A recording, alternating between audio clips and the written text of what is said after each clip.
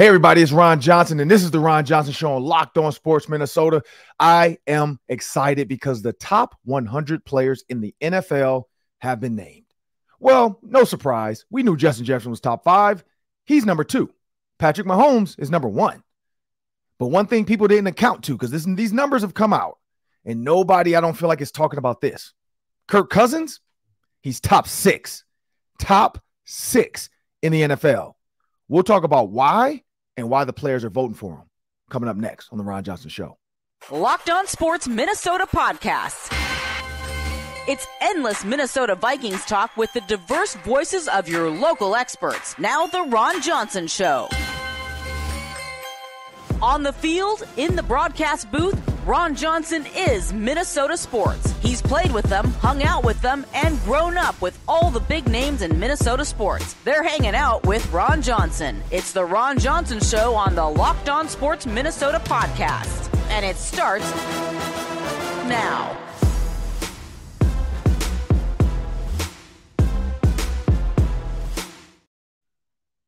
Hey, everybody, it's Ron Johnson. This is the Ron Johnson Show on Locked On Sports Minnesota. I want everybody to know this episode is brought to you by FanDuel Sportsbook, the official sportsbook of Locked On. Just go to FanDuel.com/Locked On to make every moment more and get started. You can also go to the FanDuel app after that. Make sure you download that app because that's where you'll find all the parlays, all the fun things. Again, NFL season upon us. There's some great bets out there. Make sure you look at that Vikings over-under. I'm going to tell you, it's a lock, I feel like, right now for the over, and we're going to get into why. There's a reason why this is a lock, and we're going to get into why. As I bring my producer into the show, Sam Ekstrom, I'm excited about today's show, Sam. We're going to talk about Justin Jefferson being number 2. We got BJ Cunningham joining us, Michigan State wide receiver, really good receiver in the Big Ten. He also runs a podcast now for the Big Ten, but we are going to talk about this new alliance. What does he think about? He's a Big Ten guy. How does he feel about these West Coast teams being added to the Big Ten to get to 18? And then, of course, we got the Daily 3 training camp edition. That's 3 questions. We'll see how much time we have left in the show, about a minute each. Usually we try to get 3 minutes, but a minute each has been lately because we've been having some good content before the show gets started. So, Sam, I want to thank you for joining me today. Kind of excited. Got night practice tonight for the Vikings. So that will be another fun one to see. Fireworks, family night. So they get 2 night practices. They get 2 joint practices, and they get 2 receivers. Nah, they get 1, but he's number 2. Justin Jefferson's number 2, but he's the number 1 receiver. But they get 2 players that we get to talk about in this top 100, and that's why I'm excited about the number 2, Sam. Sam, here's where I go with this. Yeah. When you look at the top 100, one, Justin Jefferson is very deserving of number 2. I got a question for you. Do you ever think he'll upseat Patrick Mahomes based on the players? And, you know, because I feel like if this was a thing now and Randy Moss was now, Randy Moss would probably be one of those guys where you're like, yeah, he's the best player in the NFL. But it would be tough to have him over Tom Brady, like Randy Moss, Tom Brady. I think that would have always been a conversation. Randy Moss, Peyton Manning. I think that always was a conversation. Can Justin Jefferson upseat Patrick Mahomes? That's the first way I'm going to go with you on this one, Sam. Yeah, so he was 17 last year. He moved up to 2. Mm-hmm. He unseated Jalen Hurts, right? He's above Joe Burrow. He's already passed some of the elite quarterbacks in the league. And then Mahomes is kind of in a class of his own, if you will. But if Justin Jefferson ascends one more step, and I'm talking 1,900, 2,000 yards, 15 touchdowns, which I think he has the potential to get there. If he continues to ascend and has a 4th consecutive all-world season, and if Patrick Mahomes doesn't win the Super Bowl, then I think it's possible. I think it's possible, Ron. Maybe people get a little bored with Mahomes. They say, hey, Justin Jefferson's doing things that have literally never been done before at this position. Let's give him the nod. If you're number 2, you can definitely be number 1. So I think it's possible. Like Ricky Bobby said, if you're not first, you're last. If you think about this, though, Sam, I agree. I think 1,900 yards or 2,000 yards for sure. If he gets 2,000 yards, probably wins the Triple Crown, catches receiving yards and TDs. I don't see why he wouldn't be number 1. But again, if he does all that and Patrick Mahomes wins another Super Bowl, that's going to be tough for the people, especially for the players to vote. But this is the one I really want to talk about, Sam.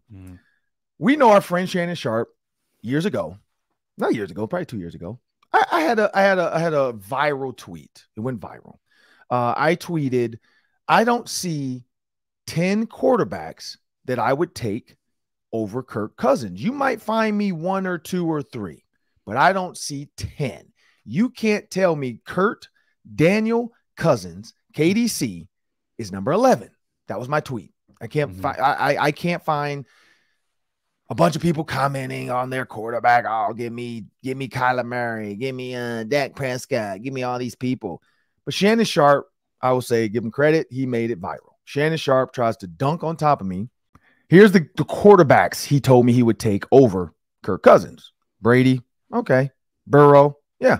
Rodgers, Herbert, fine. Mahomes, of course. Stafford, question mark. Wilson, question mark. But Stafford, I'll give him the nod. He won a Super Bowl. Wilson, question mark. Watson, question mark. Allen, sure. Murray, no. He's like, is that enough? No, that's not enough. I am not entertained. When I look at this list, you got to take Murray out of there. Not even close. Not even worth it. Wilson, I'm taking him out of there. Watson, we haven't seen what he can do. Now, one thing I will say, he didn't even say Dak Prescott, but I know a lot of people were saying Dak Prescott. But now let's fast forward, Sam. That was 2022. So that was just last year. It felt like it was years ago. Looks like when you look at Mahomes, Hurts, Burrow, Allen, Herbert, those are your top 5 quarterbacks according to the players, right, Sam? And that's how this works, right? NFL players vote on this list, right? Top 100. Absolutely. So you look at that, they have top 5. KDC is ahead of Rodgers, Dak, Goff, and Jackson. That's the top 10. Kirk Cousins is number 6, Sam. He is number 6. He is the number 6 quarterback in the NFL according to the players. So if the players are giving him his respect, how come the media isn't? How come the fans don't? How come these players can see something these fans don't? That's what my question is to you, Sam. But when you think about Kirk Cousins and you think about him being number 6 on this list, is Netflix, because I was over there in the building. I talked to Gabe about this too, about how Netflix was around and how they did a really good job of keeping it on the low. We never noticed Tom Brady at the Bills game. Like, we saw it, but we didn't think anything of it. But what do you think about that, Sam? Why do you think Netflix is the reason, or you think the players, like, because nothing's changed for the players besides Netflix? Like, Kirk had a playoff game. He lost it. He threw the ball on 4th and nothing, or whatever, 4th down for the life of the team. He checked it down. So for everybody that says KDC, Kirk Daniel Cousins, for those that wonder why I keep using that, that's my name from this season, KDC. It sounds cooler. But when you think about that with Kirk Cousins, he did everything everybody expects him to do. Shut down at the end of the games. I mean, it wasn't the Buffalo Bills game. Everybody forgot about that. One-handed catch, Justin Jefferson. Justin Jefferson gets the credit for that, not Kirk. Kirk just threw it into the sky, into the ether, threw it into the world, and Justin Jefferson, you know, like Thanos trying to catch that last stone, grabbed it with one hand. So what puts Kirk at 6 now, Sam, in your opinion? Yeah, I get the impression that this list is sort of a snapshot in time. It's almost like a who's trending now kind of list. And Kirk Cousins, now remind me, who was behind him? Dak, Aaron Rodgers, Goff, Jackson, and Lamar Jackson. Okay, so like take Jackson, Rodgers, and Dak, for instance. Yeah. They all had substandard years by their standards, right? If you ask me who's the better quarterback, like over a longer period of time, I might go, I'm obviously going to go Rodgers over Cousins. Dak, maybe. And Jackson just has a much vaster skill set. But all of them kind of had down years last year, or they didn't play, or they were hurt, right? Cousins had one of his best, most clutch, most impressive seasons. And I think that the players recognize that. So Cousins has elevated his stock in the last year, but in the way he played, Netflix probably helped. I don't know if this voting happened before the show or not, but that probably helped. And I think his stock is way up right now. But, you know, like Russell Wilson, for instance, Ron, I don't even think he made the top 100. I don't know for sure. Right. But think about him 1 or 2 years ago, right? He would be top 20, I bet. Russell Wilson used to be Superman, and now he's fallen because recency bias. That's what I think that you see in this list a little bit. And you can make a good argument that Kirk Cousins did have a top 6 quarterback season last year.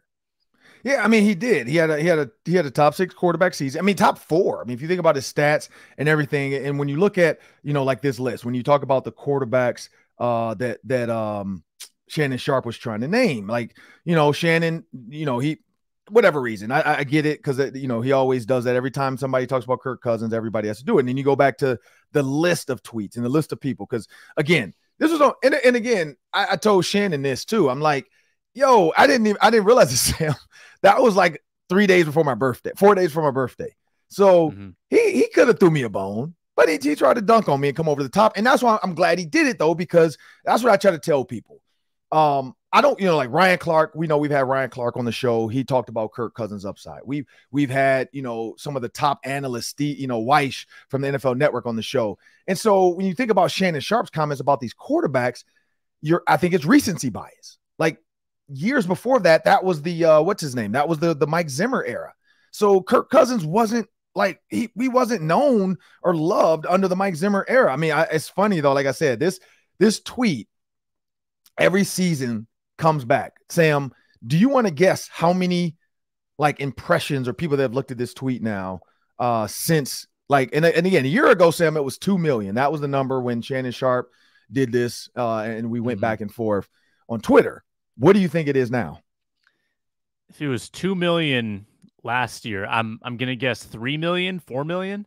Sam, Kirk Cousins million is what this is right now. This is Kirk. This is like one of those things. I mean, I could turn it sideways and it could be infinity for Mamba, for Kobe Bryant, but this is Kirk Cousins millions right now. It's 8 million. 8 million impressions now, Sam. Like, and I'm guessing, because I all of a sudden it started trending again. I'm guessing the Netflix people were probably searching Kirk Cousins stuff on Twitter, and maybe this popped up and somebody, because I told you, like, somebody's like, I had 490 when we started the show. It was 490 retweets. It's now 502. So something made this tweet jump again. And you know how it works on Twitter. People just come to it. This is the first time they've seen it, and now other people are probably either one. And I haven't looked at the comments because I see people now like coming back as Shannon Sharpe from a year ago, though. Two people like, it was a year ago. Like we can let this go. Like, I'm pretty sure if we were to have Shannon Sharpe talk about it now, maybe we will again. I'm pretty sure he might move Kirk Cousins up his list. Like, I don't think, and again, Brady's out the league, so that's different now. So maybe Kirk's in his top 10 now. But I would truly, and Kyler Murray, there's no way Kyler Murray is in his top 10 anymore. Like, there's no way, unless Shannon just wants to double down, because you know how people are, Sam. They don't want to be wrong. Like, they want to prove that Kyler Murray maybe is Nathaniel Hackett at him. Like Russell Wilson got hacked, if you want to call it, if it's a verb now. Hacketted. What did Dan Patrick said, friend of the NBC partner? Dan Patrick said, or not him, sorry, one of his guys in the back row said he did a hack job. No pun intended. But yeah, like, I mean, people can say they can blame the coach on Kyler Murray. Fine, you want to do that. Kirk Cousins, we never blamed the coach on Kirk Cousins. We just knew Mike Zimmer didn't like him. He gets KOC, he's unlocked. He takes his shirt off. He puts the chains on. Totally different guy now. And so now the players have voted him top 6. And so speaking of players, speaking of Michigan State, we got BJ Cunningham joining us today on the Ron Johnson Show. He's waiting in the green room, so we're going to get him out here.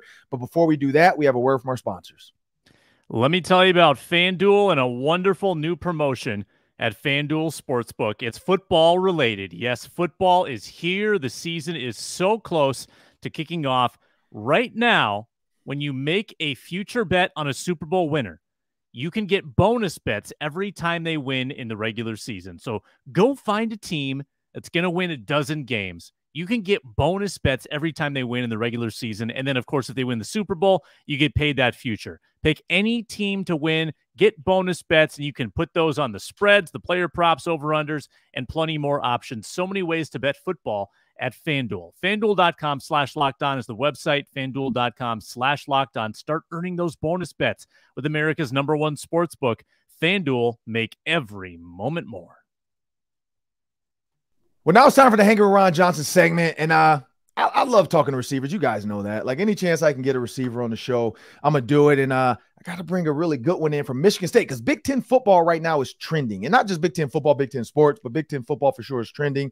I know BJ Cunningham has his own podcast. So when I saw him pop up, I'm like, let me get him on to talk about football. This is a guy, 51 games played, 218 receptions, 3,086 yards, and 25 touchdowns.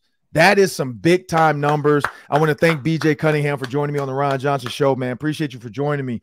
I'm gonna jump out there, man. Like I deal with this all the time with Eric Decker, Tyler Johnson, and Rashad Bateman. Like those are considered the top 3 receivers, and myself as well, I guess, top 4 receivers in Gophers history. I had 33 touchdowns. I had 3,000 yards. I think only had 198 catches. So you got me there. So I'm like, man, like 218 catches, 51. And you got me on the games because like you guys had the 12 game seasons. You had the extra like 2011. You got 14 games in 2008. You got 13. I'm like, I would have loved to have had a 12 game season. I tell Tyler that all the time. I told Rashad Bateman didn't pass me, but Eric Decker, I'm like, I played when we only had 11 games and I only went to 2 bowl games because we weren't that good my freshman year. I'm not gonna lie, we weren't that good. And then my senior year, we sucked. Like my senior year, we were young. Like we basically lost so many upperclassmen. Glenn Mason, and we'll talk about Ohio State, was going to Ohio State to be the coach. So he disappeared my senior year that summer. And so a lot of guys transferred thinking Mason was not coming back. I was loyal because David Gibbs was the defensive coordinator, thought he was going to be there, and he wasn't. But BJ Cunningham, man, you're from Ohio. I'm going to jump out there first and ask this question. I'm from Michigan, so I got that all the time. Michigan State. I've told that story. Nick Saban was Michigan State. I didn't really, me and Nick Saban didn't like, we weren't the same like mindset. Like he was just a different kind of guy. He was more business oriented. Seemed more like here's my firmness of my what I'm going to do with my program. So I didn't go there, and I'm glad. From Detroit, you know this. You went to school with a bunch of Detroit dudes. Michigan State ain't good for Detroit guys all the time. Like it's too much temptation to go back home. Too easy for people to come from Detroit and mess up what you got going on. And then Michigan, Lloyd Carr was my dad's coach in college. So Lloyd Carr was at Michigan, but he recruited Marquise Walker and David Terrell, both committed, and they were in the top 10 receivers in the country at that time. I think I was like 14, 15. So I'm like, I'm not going to follow these guys and go there. And then you also had Ty Streets and Amani Toomer at Michigan. So Glenn Mason came, Tony Dungy, my dad's teammate. He went to Minnesota, told me I should check Minnesota out. I really love it. I'm glad I did. Met my wife here. I still live here, still cover the team. So I'm glad I did that. I'm now, host of the PJ Flex show. So I'm looking forward to this season. We are actually doing it at the State Fair, people. That's a shameless plug. We'll be at the State Fair twice with PJ Fleck and the Minnesota Vikings as well. But anyway, jumping into the show with BJ Cunningham, man. Ohio State, they let you get out of their own backyard, and you were a dog. Like you killed it. So what was that process like? How'd that happen? Well, it's kind of funny because I was new to football. Okay. So I kind of understand it. They probably had their recruiting early. I didn't start playing football until I was 17, my junior year of high school. So got my first scholarship after my junior year. It was like some MAC schools.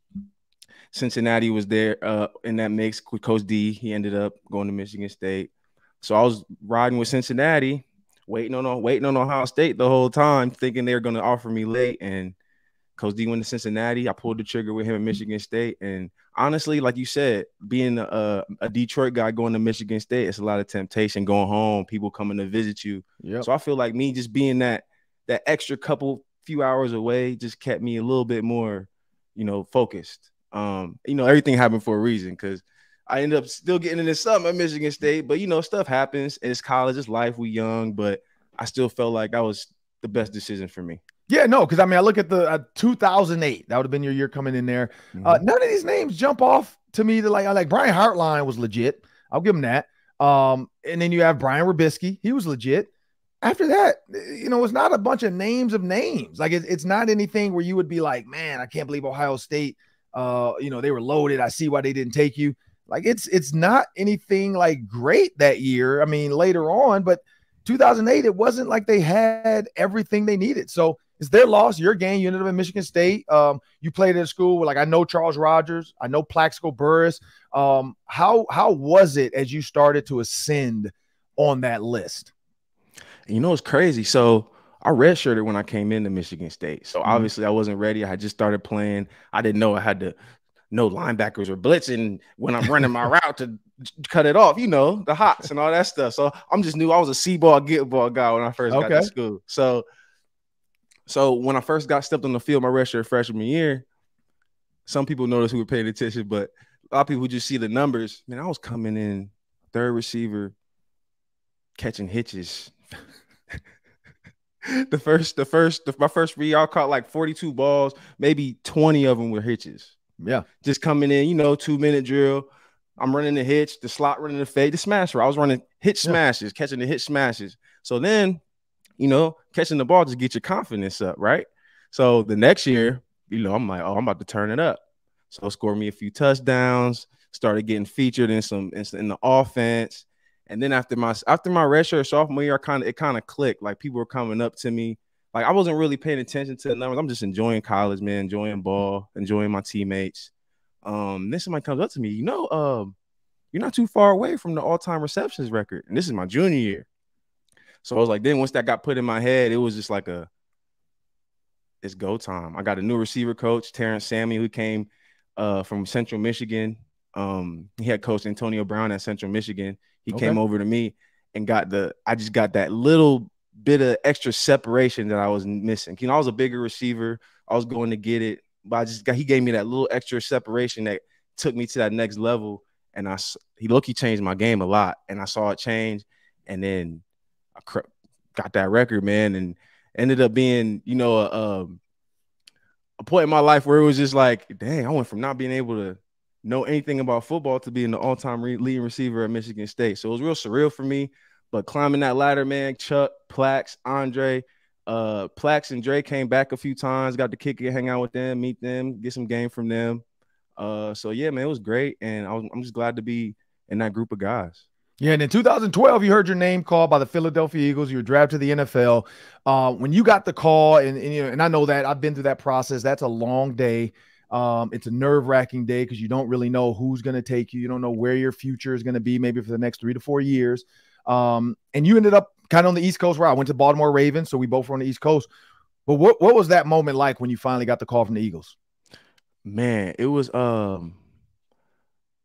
crazy because you the man in college, you know. So it's just like I'm seeing all my friends go. I seen Jarrell Worthy go. I saw Kirk go. I saw, I'm seeing all my teammates that, we was all balling together. Goes great. I'm happy for him. And then I remember Draymond and Dre with the state. Draymond and Worth had called me, Jarrell Worthy, who I'm doing the podcast with. They called me. It was just like, man, he was like, day 3, keep your head up. Ooh. I'm like, all right, cool. Then I turned it off. I couldn't watch it no more. I turned it off, played some video games, come on, homies. We was over at the crib. We was playing video games. And then all of a sudden, I just looked to my right. My phone started buzzing. And it was the Miami Dolphins. It was a 954 number. Miami Dolphins called me.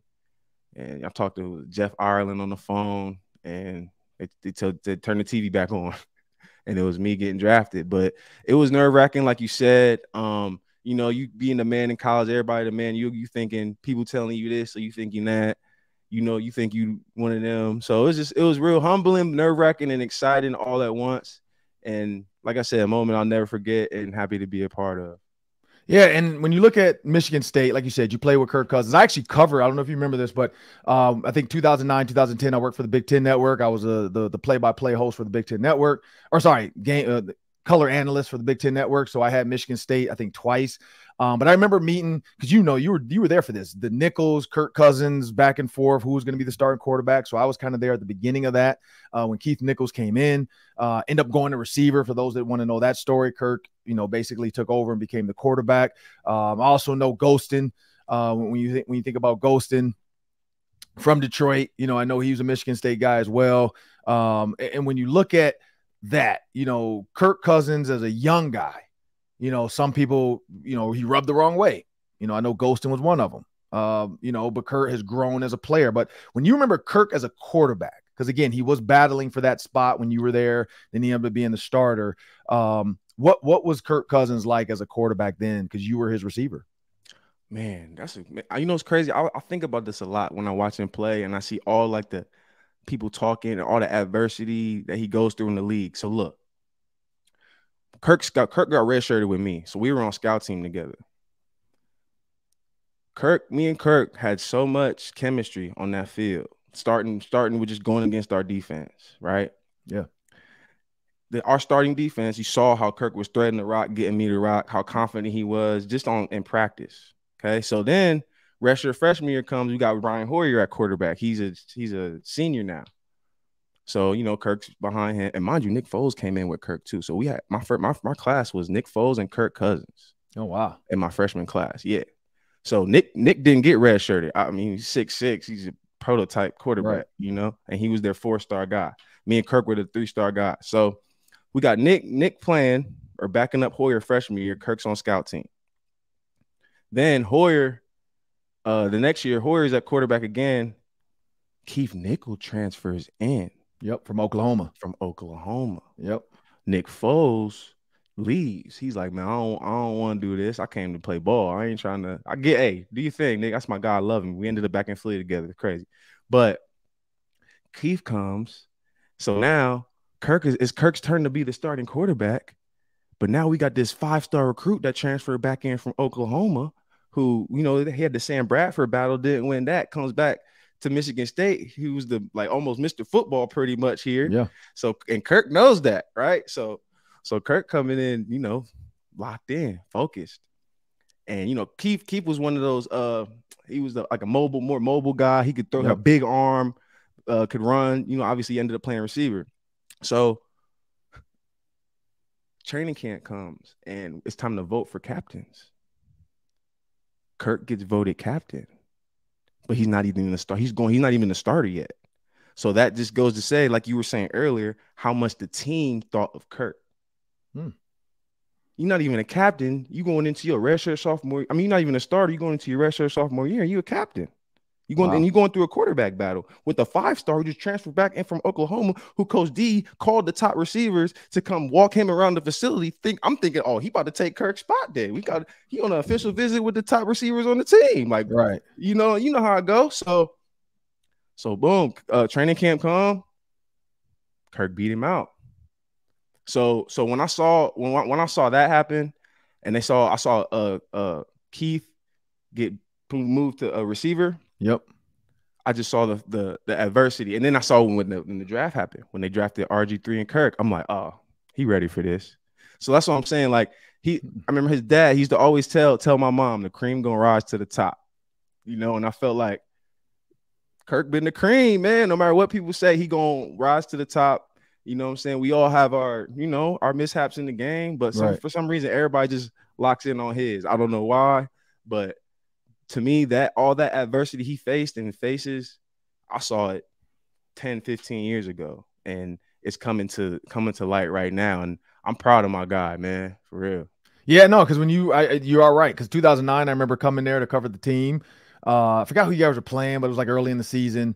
And Kirk was splitting time with Keith Nickel. They weren't sure. I remember talking to the coaches, and we met with them about Kirk and Keith Nickel and what was going to happen. And again, I remember that. I just remember Oklahoma. That was stuck in my head because I'm like, man, you transfer from Oklahoma. A lot of people are expecting you to be the guy. Like you're right, from Michigan. So both of them are from Michigan, but he was, a top guy out of Michigan and went to Oklahoma. And so then all of a sudden, Kirk Cousins takes it and he ends up at receiver. It was just funny.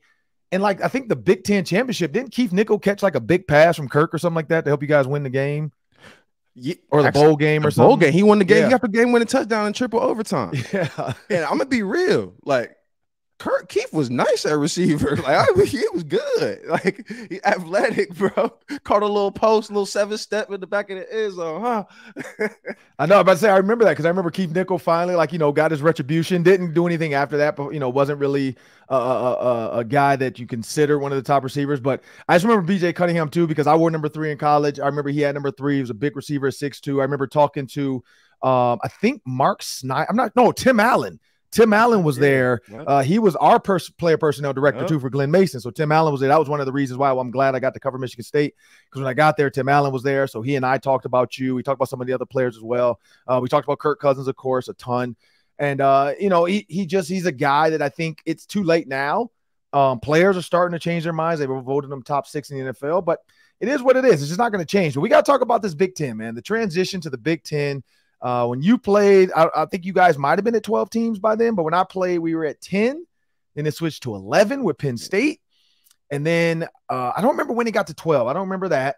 But I do know now it's going to be at 18 by 2024. You got USC, UCLA. Now you have Oregon and Washington.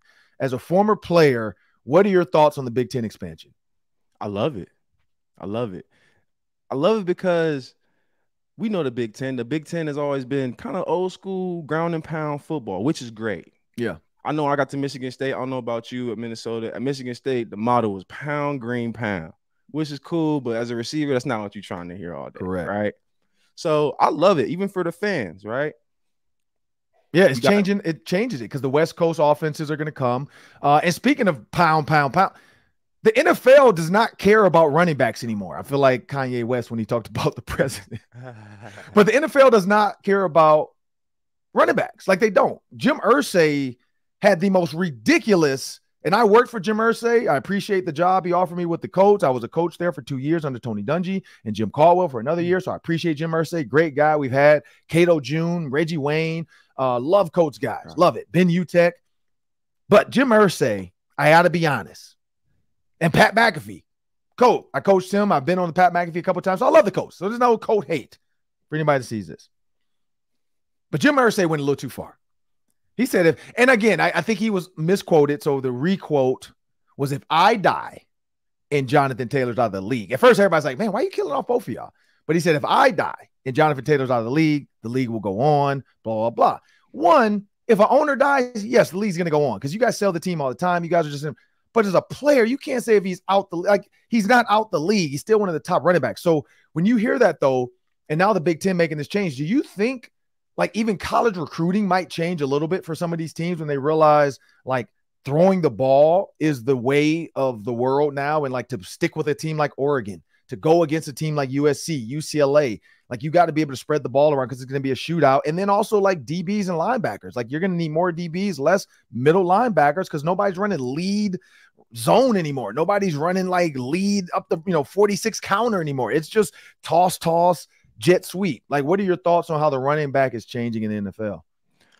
Well, college, I honestly don't feel like it'll change as much as it is the NFL, just because of the fact that the school isn't, paying the millions of dollars to the kids, right? So NFL, the Jim Irsay thing, that really just goes to show me it's more of a respect level for the position. True. I don't feel like that. All right, put it like this. The whole goal of NFL is to go to the Super Bowl, right? Correct. If I'm a GM or owner, he was wild for wording that like that. I don't know what he was talking about. But if I'm a GM or I'm all for the players getting played. We former players. I'm all for that. I'm all for getting the money. But if I'm a GM or owner, I'm doing my research. I'm doing my numbers. If I'm trying to win a Super Bowl, if I go back 10, 12 years, look at quarterback. What's the formula for a Super Bowl quality quarterback? Hall of Famer, future Hall of Famer, or a quarterback on his rookie deal, right? Okay. Last 10 years, those are the two type of. You got your outlier, Nick Foles, came off the couch, right? My guy. All right, then let's look at running back. Last 10, 12 years. The Super Bowl winning team never had a running back make over $3 million. Yep. So if I'm a GM or owner, I'm looking at that. I'm like, this isn't me paying my running back $20 million. I got $80 million in the backfield. This is not the formula to a Super Bowl. Yeah, I'm gonna sell tickets. I'm gonna get people to the game. I'm gonna get a lot of rushing yards, but just like the Chiefs proved, I can go get a rookie from the 7th round and scheme it and make him and save my bread and move that around. Sign Chris Jones back. I don't know. Get the defense, D-line, more DBs, more linebackers, like you said. But true. Like I said, I'm all for everybody getting paid. But at the end of the day, it's like, what are we doing here? We're trying to win the Super Bowl, right? Right. So if I'm looking at it from that aspect, that's where I'm at with it. Yeah, no, true. College football, I think you still have to run the ball. It's still a different game. You'll see teams like Iowa, Wisconsin. Even Michigan runs the ball. You don't bring your number one running back and expect not to run the ball.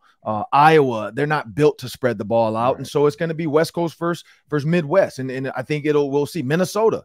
They run the crap out the ball. Now they do have some great receivers this year. They do have a quarterback that can sling it. So it might be a little bit different, but talking about coaches, one last one before we get out of here. I'm Ron Johnson's BJ Cunningham. For those watching, thank you for watching on YouTube. We appreciate you guys. Those on Roku and Amazon Fire, the Amazon team, love you guys that continue to download, watch, subscribe to the show. So appreciate it. For those listening on your podcast, wherever you get your podcast, we thank you. Just make sure you subscribe. But again, I'm Ron Johnson's BJ Cunningham. BJ, one last one. I'm here with PJ Fleck, and PJ Fleck is a big time voice guy. Like he has a lot of sayings, a lot of stuff. I got the oar behind me, of course. We're rowing the boat. But Mel Tucker was under fire for a little bit. Like Mel Tucker was on the hot seat for a little bit. I like Mel Tucker. Just honestly, I love to see African-American coaches get a shot because when I was coming up, it wasn't normal. Like you weren't seeing a ton of black coaches. Like Tony Dungy was a new black head coach, and now it's grown. But like that's where I grew up in the Tony Dungy couldn't get a job era, where Tony Dungy was going to interviews and they're like, I don't know if you're our guy. Mike Tomlin, I don't know if you're our guy. And then Mike Tomlin and Tony Dungy have changed the scope of it. Romeo Crennel now. I mean, we've had a bunch now. But now Mel Tucker, he was under fire, and he said, I inherited a poor roster. This is a Sports Illustrated article. I inherited a poor roster, but Tucker says 2023's is going to be his best roster he's had as he's been here. So with him saying that, is that putting pressure on him now to be successful? Because now he's saying, like, look, these last couple of years, I didn't get a great right. Like Deion Sanders said the same thing. I got my own luggage in this Louis. Like he said, he walked in and he's like, I got to change this Colorado team because you guys went 1-11 and it wasn't great. Mel Tucker kind of feels the same way. Like I didn't have the guys I needed to do what I need to do for my team to be successful. And so when you talk about Mel Tucker now saying 2023 is his best, one, because I know Minnesota fans, BJ Flex is a love-hate guy. What's the Mel Tucker vibe with like Michigan State alum and then also fans? Okay, so I like Mel. Good coach, good guy. He actually brought a new regime to the program. So as soon as he got there, he started this Spartan Dog convention. Okay. So he invited all the four. I just got back from it actually, and we threw a camp in the D. Had some of your guys pull up. But we had Spartan Dog convention. You invite all the foreign players back, and you just go through, hang out, little events, talk about the offense and the defense. You let us know a little vaguely what's going on. You know what I'm saying? It's actually very cool. This is my second year going. My first year I was still playing. It's my second year going. It's great. But honestly, I mean, he's not lying. I remember being with Coach D. He came in. We had never been to a bowl game in like 10 years or something. We was playing against Michigan State. Yeah. You know how we were. And it was like, when my class, he just flipped it up. He had to get his guys in. So I guess the Mel Tucker guys are different from the Coach D guys. And I know Mel Tucker is a great recruiter. The kids come in, they attach to him somehow. And he just got, honestly, I feel like him being able to do that and being able to relate to the kids and then being able to get the same guys that he wants, I don't think that's a slight, but I will say that is more pressure, but I think that's good pressure. Okay. Good pressure make diamonds, man. We got to put him under the pressure because at the end of the day, if we ain't winning, I'm like, okay, well, these draft this draft class isn't working. This new high school class. So it's you know what they say though, pressure does create diamonds. It also bursts pipes. So we'll see which one happens. But I'm gonna give you two quick ones too before we get out of here. Just quick predictions. You don't have to jump into why, or if you want to, quick on one. But 3 games that I want you to just tell me what you think are going to happen for Michigan State this year. Okay. One, Mel Tucker, Michigan State kind of saw the writing on the wall. September 16th, the Washington Huskies travel to Michigan State. So we're going to see the first preview of what this thing might look like, because Michigan State had already scheduled Washington, had nothing to do with the expansion. Maybe Washington already knew though, but had nothing to do with the expansion. So Washington will travel to Michigan State. So we're going to get a first look at it. We're going to get our first comments about it. We're going to get our first travel. Like, what does Washington feel like after they have to go to Michigan State and they go back home? But what are your thoughts on that? The first game against Pac-12 lever, you want to call them? But Washington versus Michigan State, what are your early thoughts on that game, prediction-wise? I like us, man. I think it was last year. I think we went out there and got beat. Yep. So yeah, I like us coming home game. Washington got to come. Fly about 3 hours. That time change. Young guys. It's welcome. It's probably just got out of welcome week and everybody's fresh to school and may not have their legs. But I'm gonna go with us. And next one, the rivalry. You know what? I'm gonna come to that one last. Okay. Michigan State travels to Minnesota to face PJ Fleck. What do you think is going to happen in that one? All right. October 28th. So it's going to be girls in Halloween costumes. And I remember playing that Minnesota Halloween. I remember that game. It's going to be cold too. It might be cold on Halloween. Yup. That Saturday Halloween is nuts on campus. Goldie will be dressed up as different characters. I don't know what the hot character is, but maybe Spider-Man or something. But yeah, what do you think of that one? Michigan State, Minnesota. Man, honestly, I love you guys' run game. Got some receivers coming up. I just hope that we can hold it up front, but I like you guys to start, but we'll see how it goes. I'm going to get you on my show for that week. Okay, for sure. And then last one, the rivalry. I grew up with this one. I remember Charles Woodson, one-handed catch on the sideline. I remember Charles Rogers killing it. I remember Plaxico. Michigan versus Michigan State, but it's in not Ipsy. I was going Eastern Michigan with that one. It's in East Lansing, not Ipsy, but it's in East Lansing. What are your chances, Michigan State? Michigan probably will be a top 5 team by that point. But what do you think? Man, no matter how our season goes, this game is 0-0 on the record. So I like home game. I like us. Last time they came out, was when they had those 2 DNs that went into the first round, right? K-Walk came and walked us home. Dog walked them boys back to Ann Arbor, man. So I'm gonna go with us for the rivalry game versus Michigan. Well, that's your early predictions, and I do like Minnesota's chances just because they have to play Michigan before they travel to Minnesota, so they're gonna be beat up. They might win it.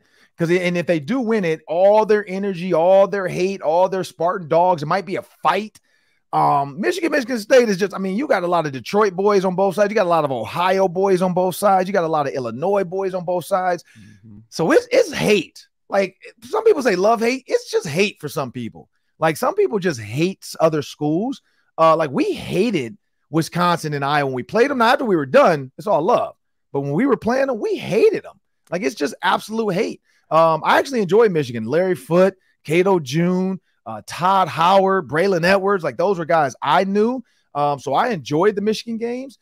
But I know Michigan State, there's no love lost there. But I'm Ron Johnson, that's BJ Cunningham. We are going to check back as that season rolls around. I'm for sure jumping on your show, man. Minnesota, Michigan, I'm definitely looking forward to talking about that. PJ Fleck at that time, hopefully will still be in the top 25. I think they have a chance early on with the way the schedule goes. And if they can get through it early, then they got to deal with Wisconsin. We know in Iowa, those are going to be the tough ones. And then, of course, Minnesota has Michigan as well. So that's going to be another tough one. But I'm enjoying that because Makari Page, my little cousin, he'll be traveling to Minnesota. So I had to get him free safety, one of the top safeties in the country. So I'm excited about that as well. I know my family already told me they're trying to come down. So we got to prepare for that, having family in town from Detroit. But I'm Ron Johnson. That's BJ Cunningham. We're going to jump into the Daily 3. That's 3 questions. We're going to spend about a minute each today. And before we do that, we have a word from SiriusXM. SiriusXM is a proud partner of Locked On. The Twins are visiting the Detroit Tigers tonight at 5:40. Catch every pitch of the hometown broadcast on the SXM app. Just search Twins after you download the app on whatever app market you have. Well, it's time for the Daily 3 now. It's 3 questions, 30 seconds each today. Take it away, Sam. Training camp 3-pack of questions today. Fully padded practice yesterday. The head coach spoke, so we got a lot of tidbits. KOC announced that Jordan Addison will be playing on Thursday. I think we assumed that a lot of these guys would just get rested, but no, Jordan Addison will be in uniform. What do you hope to see from him? I hope to see what he looks like in pads. We've seen him in practice, but now in a game versus other guys that are technically, quote unquote, bigger than him, because the weight was one question. I want to see how he looks, how he stands up to it. 2, after the first hit, how does he take it? Like, is he a guy that gets bounced around? Is he a guy that absorbs the blow? And then 3, the speed. Like, the speed of the game is fast, and then his speed compared to the speed of the game. Like, does he come out and he gives us Justin Jefferson vibes? Or does he come out and give us, and I'm not going to name any other receivers to downplay a receiver, but does he give us other receiver vibes? Because if he gives us Justin Jefferson vibes, I think that speaks well to what he can be when Justin Jefferson's on the field. And I think that's why KOC it. And I'm guessing maybe 1 or 2 preseason games he'll play, and then maybe the third he'll sit with the rest of the vets. But I think they just want to see what they have in this guy because he's going to be needed right away as a third receiver. I'm not going to say he is Justin Jefferson, but to my eye, he has had a better rookie year training camp than Justin Jefferson as a rookie. That's all I'm going to say. You're trying to make sure you don't end up with a preposterous statement tournament. I don't want to. Yeah, no, don't put me there. Sam Metro said Justin Jefferson and Jordan Addison. Jordan Addison is better than Justin Jefferson. No, I'm not saying that. Jersey number question for you. So the new receiver, Jacob Copeland, I don't think he's going to make the team, maybe the practice squad, but he was given the number 28 at Vikings training camp. And so that bothers some people because that's Adrian Peterson's number. Do you think the Vikings should be protecting Adrian's number and eventually retiring it? I think so. I do. Like, I think it's up there with, well, this is the problem, though. Here's the problem. We can say that, but they haven't protected 84. So if they're not going to protect 84, we can't expect them to protect 28. Like, it is not what it is because of Randy Moss. I mean, I know Chris Carter was on the Vikings show the other day, and he said he put Adrian Peterson in his Mount Rushmore of Vikings players in Vikings history. But Randy Moss is up there. So I think I would go Randy Moss, Adrian Peterson. So if you're not going to protect 84, we can't really expect them to protect 28. I just think 28 on the receiver looks stupid. I think it looks dumb. So I just wouldn't do it for that reason. Like, I don't know. Yeah. There's got to be some other numbers out there he could have got. But and the problem is, though, when you have 90 players, you run out of numbers. You could go, and I don't know why they didn't do this. You could go because even in the NFL, there's offensive and defensive players with the same numbers now. Like, they're allowing that just like college, right? Am I right or wrong?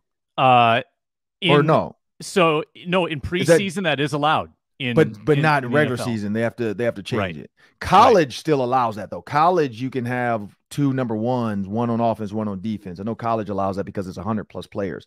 But yeah, in the NFL during the preseason, you can have an offensive number, whatever, and a defense as long as they don't coincide on special teams together. They can be out there. So why not? I mean, I know you don't want to give them 8 because that's Kirk Cousins, but give them like 16. Like him and Jaron, or no, never mind. That's offense. I'm thinking defense. Let's go defense. You don't want to give him 22. Give him 7, maybe. I don't know. Give him Byron Murphy Jr. I don't know, but maybe they're thinking special teams. There's got to be a number out there. Dalvin's number is available, number 4. Could have gave him 4. And you don't need to protect 4 because Dalvin did more in 3 than he did in 4. So yeah, you could have gave him. That's weird too. Why doesn't nobody have 4? Like what? Like are they holding out hope? Maybe. Ooh.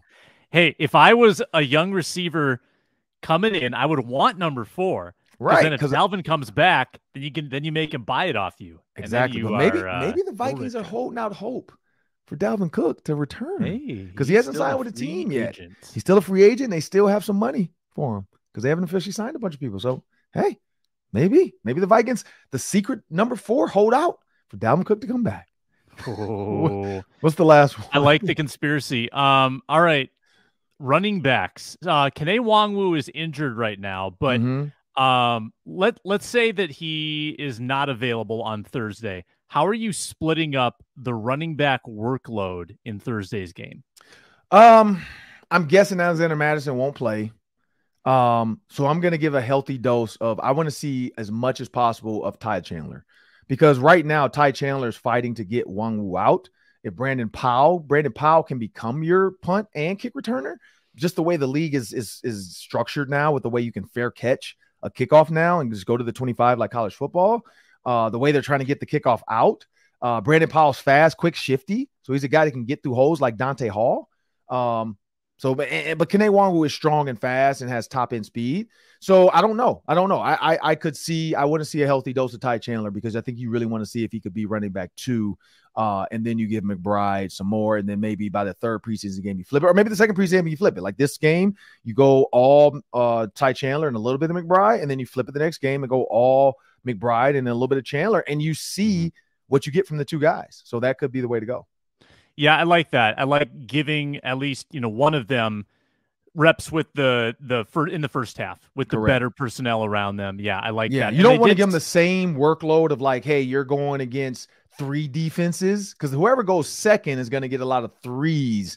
And so they might rip it up, but then let's flip it. And let's put them back in early. Let's see them with the 2s and let the other guy go 3s. If that guy rips it up with the 2s, then maybe you say, okay, this might be our guy. Because, I mean, honestly, you don't know with either one. It's all eye test stuff. It's all like who do I feel gives me the best opportunity? I remember being a coach. That's the hardest thing is like preseason trying to figure out. I mean, I had Reggie Wayne, Marvin Harrison, and Anthony Gonzalez, so I knew those 3. But after that, it was kind of like just watching and getting a feel because you don't really know because this guy's not going to play a ton, but he is going to have to be able to help you out on special teams. He's going to be able to help you out. So, and I think that's the other key too. Which running back is better on special teams? Getting that because we know CJ Ham's a big part of special teams, so that other running back has to be too. And maybe one of them upseats Kene because I don't feel like Kene is a big time like kickoff guy, punt block, punt return guy. So maybe one of these running backs is that, and that gets them that 2 spot over Kene. But I'm Ron Johnson. That's Sam Ekstrom. Sam, what are you looking forward to with the night practice tonight? Yeah, I want to see more Jordan Addison. He's really impressed me of late. I want to see if he can kind of duplicate what he did last night practice when he made some great plays. And I'm just a little bothered by this injury bug that's going around, Ron. It feels like every day they put the pads on, somebody's leaving early, somebody's getting dinged up. Yesterday, Christian Darrisaw got banged up. I think he's going to be all right. It looked like it wasn't too serious, but I want to make sure these guys are healthy for week one and that these injuries don't linger. So let's get a health check tonight and see who's on the field. Yeah, well, that's how it is. This is what training camp goes through. I forgot who said it. Maybe it was Tom Brady or Aaron Rodgers. He said after the first week, nobody's healthy. He said, we're all just trying to push through and make it to the last game of the season, and hopefully it's a Super Bowl. But I'm Ron Johnson. That's Sam Ekstrom. This is Ron Johnson Show on Locked On Sports Minnesota. We want to thank all of our partners, YouTube, Amazon Fire, Roku, for pushing out our content, as well as everybody that has a podcast platform that you can find the Ron Johnson Show on Locked On Sports Minnesota on iTunes, Spotify, iHeartMedia app. And also remember, if you want endless talk with Vikings experts, make sure you subscribe to any of those platforms, but for sure subscribe to Locked On Sports Minnesota on YouTube, where you can find all of our videos of our shows. You can get instant podcasts after every game, and you get the Vikings press conferences as we break down the biggest news. And then, of course, tomorrow, we're going to talk about this night practice, see what we saw. We're going to tell you what we think, and then we're going to dive into this game that's coming up on Thursday night. Again, I'm Ron Johnson. That's Sam Ekstrom. I want to thank you guys and have a great day.